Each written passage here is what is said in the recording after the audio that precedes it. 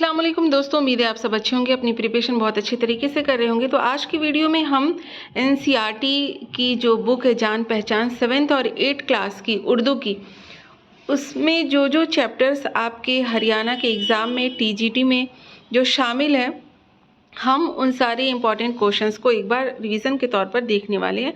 तो एग्ज़ाम से पहले वीडियो को देखकर ज़रूर जाइएगा ताकि आप का रिवीजन हो जाए और आपका एग्ज़ाम अच्छा हो। तो देखते हैं कि क्वेश्चंस क्या है। सबसे पहला क्वेश्चन है मेरा हिंदुस्तान वतन। ये एक शायर की नज़्म है, तो कमल डुबाइयों की ये नज़्म याद रखिएगा, मेरा हिंदुस्तान वतन। नेक्स्ट क्वेश्चन है, चिड़िया जब दाना लाने गई थी तो चिड़िया के बच्चों ने क्या देखा था? तो आंसर है, बच्चों ने किसान और उसके बेटे को खेत की तरफ आते हुए देखा था, जो आपस में जो है वो बात कर रहे थे खेत काटने के लिए। नेक्स्ट क्वेश्चन है, खेत के पास आकर किसान ने अपने बेटे से क्या कहा? तो इसका आंसर है, देखो जब गेहूं पकने लगता है तो ऐसा हो जाता है, अब 2-3 दिन में ही इसको काट लेना चाहिए, उसे हम अपने पड़ोसियों से कटवा लेंगे, चलो बेटा हम उनसे कह दें। नेक्स्ट क्वेश्चन है, चिड़िया के बच्चे किसान की बात सुनकर क्यों डर गए? तो आंसर है, बच्चों को लगा कि गेहूं कटने के बाद वो खेत में नहीं रह पाएंगे, इसलिए चिड़िया के बच्चे जो थे वो डर गए थे। अगला क्वेश्चन, चिड़िया ने अपने बच्चों को किस तरह समझाया? आंसर है, चिड़िया ने बच्चों को समझाया कि अपना काम छोड़कर दूसरे का काम कोई नहीं करता, उसके पड़ोसी गेहूं काटने नहीं आएंगे, हम यहीं रहेंगे। अगला क्वेश्चन है कि अगले दिन किसान ने अपने बेटे से क्या कहा? आंसर है, बेटे से किसान ने कहा कि देखो भाइयों ने भी हमारा गेहूं नहीं काटा।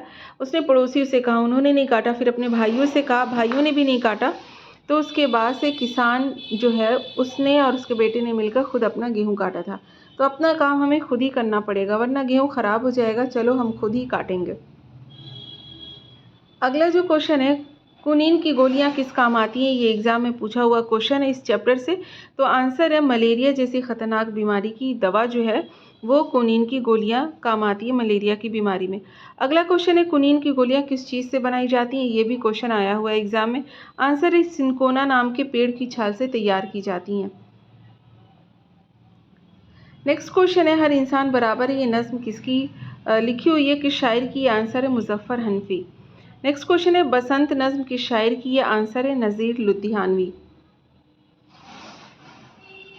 चांद बीबी कहाँ पैदा हुई थी? आंसर है, अब से 400 बरस पहले अहमदनगर में पैदा हुई थी, तो याद रखिएगा अहमदनगर में उनकी पैदाइश हुई है। नेक्स्ट क्वेश्चन है, चांद बीबी कौन कौन सी ज़बानें जानती थी? आंसर है, अरबी, फ़ारसी और मराठी ज़बानें जानती थी। नेक्स्ट क्वेश्चन है, छोटी सी उम्र में चांद बीबी ने क्या क्या सीखा? आंसर है, तीरंदाजी, घुड़सवारी, गाने, सितार बजाने और शिकार खेलने का भी उनको शौक था।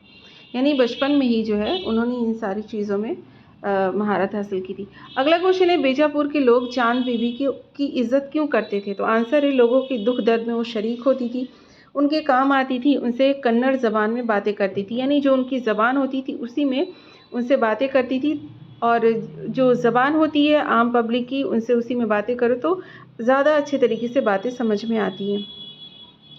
अगला क्वेश्चन है, चांद बीबी को किसने और क्यों कत्ल किया था? आंसर है, साजिश करने वाले सरदारों ने मौका पाकर चांद बीबी को गिरफ्तार करके कत्ल कर दिया था। यानी सरदारों ने इनको कत्ल किया था क्योंकि चंद सरदारों ने ये अफवाह फैला दी थी कि वो मुग़लों से मिल गई हैं, इस वजह से जो है वो उन लोगों ने उनको कत्ल कर दिया था। नेक्स्ट क्वेश्चन है, आदमी पहले हर जगह कैसे आता जाता था? आंसर है, पैदल। अगला क्वेश्चन है, इंसान किन जानवरों से बोझ ढोने का काम लेता था? आंसर है, हाथी, घोड़े, बैल, ऊंट और खच्चर जैसे जानवरों से। नेक्स्ट क्वेश्चन है, सबसे पहले इंसान ने क्या इजाद किया? आंसर है, भाप से चलने वाला इंजन सबसे पहले इंसानों ने बनाया था। अगला क्वेश्चन है, जेम्स वॉट भाप के इंजन से क्या करना चाहता था? ये याद रखिएगा। तो आंसर इसका, भाप के इंजन से गाड़ी खींचने का काम भी लेना चाहता था, लेकिन बूढ़ा हो जाने की वजह से वो इस काम को पूरा ना कर सका। आगे, फिल्टन भाप के इंजन से क्या चलाना चाहता था? तो आंसर है, फिल्टन भाप के इंजन से पानी में कश्ती चलाना चाहता था और उसने ये कर दिखाया था। तो याद रखिएगा, अगर क्वेश्चन आए कि भाप के ज़रिए जो है वो पानी में कश्ती किसने चलाई थी, तो वो फिल्टन ने चलाई थी। अगला क्वेश्चन है, इंजन से गाड़ी खींचने का काम किसने पूरा किया? तो आंसर है इसका जॉर्ज स्टीफेंसन ने जो है इस काम को पूरा किया था। जॉर्ज स्टीफेंस ने इस काम को पूरा किया था। अगला क्वेश्चन है, दो अमेरिकी भाइयों ने क्या कारनामा अंजाम दिया था? तो इसका आंसर है 1903 ईस्वी में दो अमेरिकी भाइयों वल्बर राइट यानी कि वल्बर राइट और ऑरवेल राइट जो थे एक ऐसी मशीन बनाने में कामयाब हो गए जो पेट्रोल की मदद से उड़ सकती थी। और 1908 ईस्वी में उन्होंने क्या किया? उन्होंने हवाई जहाज़ उड़ाकर ये साबित कर दिया कि इंसान हवा में भी उड़ सकता है। तो याद रखिएगा कि हवाई जहाज़ उड़ाने का काम किसने किया था। अगला क्वेश्चन है, नील गगन में तारे किसकी नज़्म है? आंसर है शरीफ अहमद शरीफ की। उसके बाद अगला क्वेश्चन है, सालिम अली को बचपन से किस बात का शौक़ था? आंसर है बाग, जंगल, नदी, नाले, आसमान और पहाड़, चरिंद परिंद को देखना और गौर करना जो है उनका शौक़ था। अगला क्वेश्चन है, सालिम अली का ज़्यादातर वक्त कहाँ गुजरा करता था? आंसर है मैदानों, खेतों, बागों और पहाड़ों में गुजरता था। सालिम अली, ये भी चैप्टर बहुत ज़्यादा इंपॉर्टेंट है, इससे क्वेश्चन आते हैं। तो सालिम अली के चचा उन्हें कहाँ लेकर गए और क्यों? आंसर है मुंबई नेचुरल हिस्ट्री सोसाइटी वो लेकर गए थे चिड़ियों से सालिम अली की दिलचस्पी देखकर, यानी कि वहाँ लेकर गए थे ताकि वो चिड़ियों को देखे और उनके बारे में वो और जाने। अगला क्वेश्चन है, सालिम अली ने किन मुल्कों की सैर की थी? तो आंसर है इसका बर्मा और जर्मनी की सैर उन्होंने की थी। हुकूमत हिंद ने सालिम अली को किन किन एजाज़ात से नवाजा था, यानी कौन कौन से अवार्ड जो है वो उनको मिले थे सालिम अली को? तो आंसर है इसका हुकूमत हिंद ने 1958 ईस्वी में पद्म भूषण और 1976 ईस्वी में पद्म विभूषण के कौमी एजाज़ात से नवाजा, यानी कि 1958 में उनको पद्म भूषण मिला था और 1976 में उनको पद्म विभूषण मिला है उनको। इनाम में हासिल होने वाले 5 लाख रुपए सालिम अली ने अपनी तरक्की के जिम्मेदार इदारे को अतिये के तौर पर दे दिए, यानी जो उनको इनाम मिला था उसमें से जो पैसे थे वो दे दिए थे उन्होंने इदारे को। सालिम अली की वफ़ात कब हुई? तो आंसर है इसका सालिम अली की पैदाइश 12 नवंबर 1892 ईस्वी मुंबई में हुई थी और इनकी वफ़ात जो है वो 1983 में 51 साल के उम्र में हुई। याद रखिएगा जो इनकी पैदाइश हुई थी वो 1892 में हुई है और वफ़ात 1983 में, उसको अपोजिट कर दीजिएगा और 1 नंबर का फ़र्क है। नेक्स्ट क्वेश्चन है, परिंदों का शेदाई किसे कहते हैं? आंसर है परिंदों का शेदाई जो है सालिम अली को कहते हैं, यानी बर्ड मैन ऑफ इंडिया। इनको बर्ड मैन ऑफ इंडिया कहा जाता है। अगला क्वेश्चन है, औरतों का दर्जा नज़्म किसकी है? आंसर है अल्ताफ़ हुसैन हाली की। नेक्स्ट क्वेश्चन है, सब्र का फल नज़्म किसकी है? मुज़फ़्फ़र हनफी की। जुगनू नज़्म किसकी है? सिकंदर अली वजद की ये नज़्म है। ये सारे क्वेश्चन जो हैं वो आपने 7th और 8th के MCQs में देखे होंगे, लेकिन यहाँ पर सिर्फ और सिर्फ वो उन्हीं चैप्टर्स के क्वेश्चन आंसर हैं जो कि आपके सिलेबस में हैं, तो आप रिवीजन के लिए वीडियो को 3-4 बार देख सकते हैं। अगला क्वेश्चन है, मिर्चनामा किसका लिखा हुआ इंशाइया है? तो ख्वाजा हसन निज़ामी का इंशाइया। ख्वाजा हसन निज़ामी जो थे वो बहुत मशहूर इंशाइया निगार हैं। अगला क्वेश्चन है, दिल्ली में कहाँ की लाल मिर्चें मशहूर हैं? तो पुराना किला जो है वहाँ की लाल मिर्चें मशहूर हैं। नेक्स्ट क्वेश्चन है कि दिल्ली वाले मिर्चों का इस्तेमाल किस किस तरह करते हैं? आंसर है दिल्ली वाले हरी मिर्चें रूखी खाते हैं, नींबू में कतर का कचूमर बनाते हैं, अचार में डालते हैं, लाल हो जाए तो सालन इसी से पकता है। अगला क्वेश्चन है कि लाल मिर्च की पैदावार किस तरह होती है? तो इसका आंसर है लाल मिर्च का पौधा 2-1.5 फीट ऊंचा होता है। मिर्च शुरू में बड़ी प्यारी मालूम होती है, उंगली भर की, सब्ज, चिकनी, पाव इंच मोटी, जड़ की तरफ से चौड़ी, मुंह के पास पतली, ज़मीन की